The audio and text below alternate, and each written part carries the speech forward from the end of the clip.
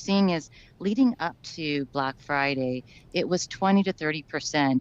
As of today, this morning, I'm seeing 40 and up to 70%. Wow. So we have a really short period of time this year, as we all know, and it's really condensed. But the consumer today is really targeted in what they're doing. So they're going out there and they are finding some of these deep discounts to really benefit because they are, budget conscious right now. So that's kind of where I wanted to go to, Angie. What's your view of the consumer here? The retail sales numbers we see are pretty solid. Inflation's coming down. Employment is, 4.1%, very low. Wage gains seem pretty solid. But we know that there's just this K-shaped economy out there where a lot of folks are, struggling, quite frankly. What are you seeing in the numbers?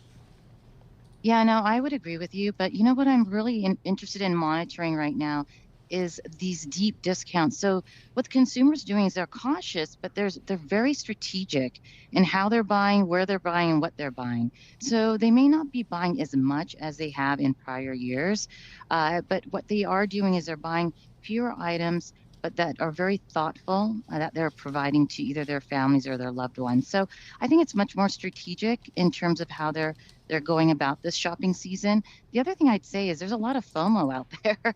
I am really surprised. The shopping bags are still all around. Earlier this week, I went to Disney, downtown Disney, and it was just packed with shoppers buying, all the pre-Black Friday sale items. So people are still out there buying. What specific products do you think when you're thinking more about electronics versus apparel, where do you see people spending the most? Yeah, definitely. I think, you're not going to see on the high end, high price point electronics, but like the AirPods, things of that nature. Look, I just bought these. These are my first and only Meta glasses that I wanted to test out, and they were on sale. It was like, hey, if I'm going to get 30% off, might as well try it. But my point is that I think you're going to start seeing, more of the kind of the lower price point items on the electronic side, more on beauty. I would say I think people are a bit, flushed out on apparel, so not as much. I think shoes are definitely going to be on the higher end, so you're going to see a lot of people buying more on the shoe side. Jess, we had Dana Telsley from Telsley Advisor in earlier this week, and she said the go-to item is the Birkenstock closed-toe shoe, which I immediately thought of John Tucker. Right.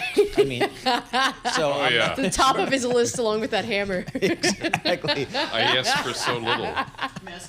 Yeah, so Angie, we saw when Walmart reported that they said they saw a lot of strength coming from some of their customers with incomes north of $100,000. That surprised a lot of people.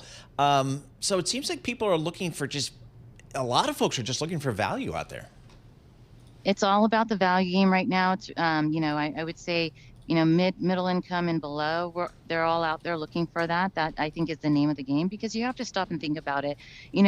For those that are, in the $100,000 range or 100,000 annual income and above, really their spend is allocated very differently. So they're going to be traveling, it's services, they're going to be looking at, actual product purchase. So, their spend is just allocated differently from others. What about when it comes to shipping and potential product delays this year? Because you were just mentioning how there's a few shorter days ahead of the Christmas holiday. Yeah, what's really interesting to me is just talking about shipping and delays. We've become so accustomed to getting everything immediately the minute we hit the, buy button. So I think we're going to see a surge in store. So that's our prediction, is that we're going to definitely see much more of a surge in terms of people going into stores and shopping. And hopefully for our retailers, that's a great gain, because maybe they can see an upside in a second purchase.